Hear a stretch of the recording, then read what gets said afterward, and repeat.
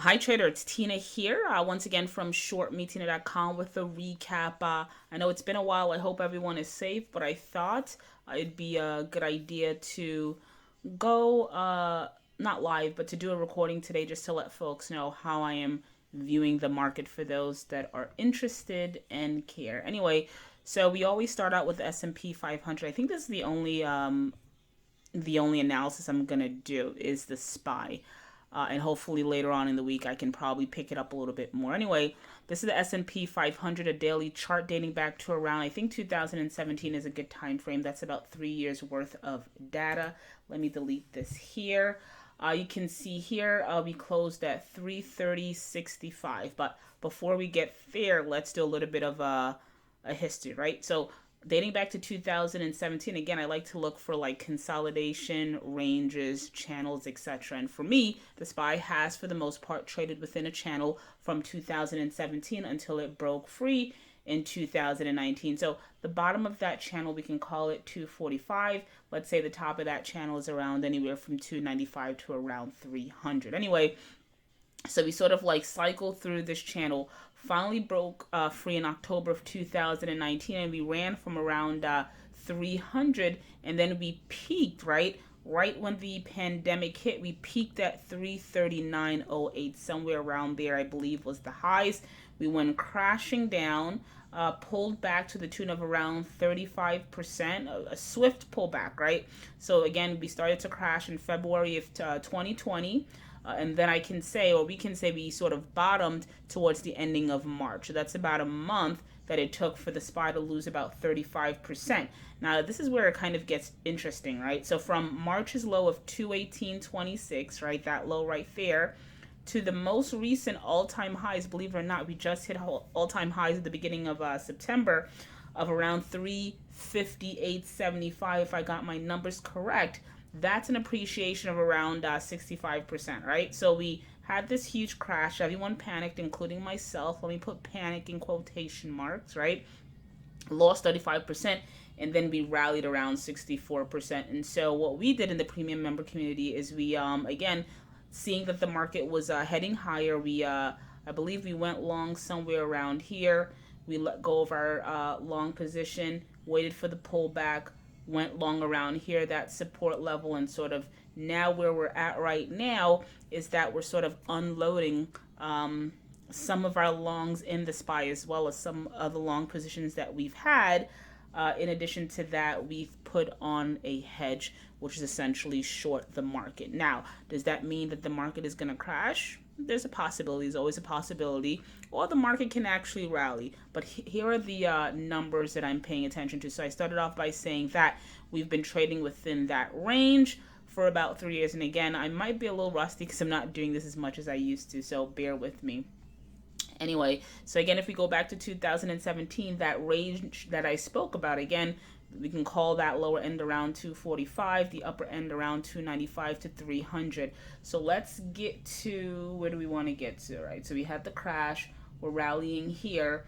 And so what I'm paying attention to is this red line here, and let's actually switch to the weekly so you can see a little bit more. And then we actually bounced off of, in my opinion, shorter term support this past Friday when we went as low as around 327.97. We bounced a little bit to close at 330, but I'm definitely paying attention to this shorter term support area here. Heading into next week and Monday, I'm going to be paying attention to that low, because if we actually crash through that 327 mark, in my opinion, there's a real strong possibility that we're going to pull back to that initial breakout range of around 295 to 300. I don't know percentage wise what that might be. That might be another pullback of around anywhere from 5 to 8%. You can do the math. But again, if you look at a weekly chart, I think it kind of gives you a clearer picture. Let me take this out here, and you can see where the market actually broke out, right? That 295, 300 level. I always say first breakouts don't always work. So it broke out, and then we had this subsequent pullback.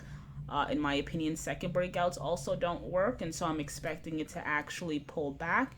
And if we break out for the third or fourth time, those tend to be a bit more sustainable. So again, first breakout generally don't work. So this crash here is not surprising.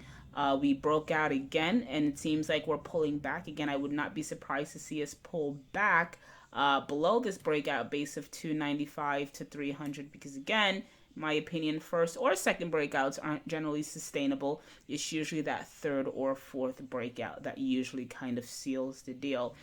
So right now, how we're positioned, reduced our long exposure, have been selling into strength because we were long the SPY at one point in addition to other long positions. We started putting on a hedge several weeks ago, so we're slightly up positive on that hedge. But we're, we understanding that the markets are dynamic, we're willing to play it either which direction, right?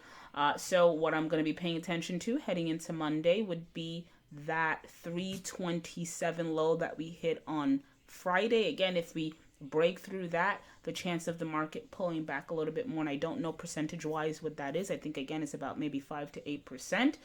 Then I can see a sort of like basing or at least getting a bounce once it gets to 295, 300, which in my opinion would be a decent area to go long. So it's 6 minutes already. I'm gonna cap it just with the SPY, and sometime next week, hopefully I'll be able to reiterate what I've stated today, or maybe add some more into the equation, maybe analyze the IWM, because I do pay attention to small caps, and maybe talk about some positions that we entered that I like from a long perspective, or maybe even a short perspective. All right, so cap it there on a Sunday night. Tina here once again from ShortMeTina.com with a recap. If you enjoyed any portion of this video, do 3 things for me. 1, say hi. It's been a while. Let me know how you've been doing. I've been extremely busy, and at some point I'm gonna craft an email or a video explaining all the things that I've been doing these last few months. That's the first thing. Comment in the comment section, like the video. To ensure that you're subscribed, right? Hit that subscribe button. That way, being that I'm not on a consistent schedule, anytime I upload the video, you'll be automatically notified. And the third thing right now, we're still hosting that free 14-day trading course, right? So we don't want your credit card. It just sort of details a lot of the things that I've learned trading the stock market for the last north of 20 years. It's crazy. It's been a long time. And luckily in the last few years, consistently successful. So I just kind of detail for free, again, no credit card needed, detail for free some of the things that I've learned that has helped me over the course of my trading career. So if that's something that you're interested in, we just need your email. So head on over to our website, ShortMeTina.com, sign up, become a member. Thank you for listening. And as always, for those that are still here, thank you for the support, and I will talk to you soon. Enjoy your day.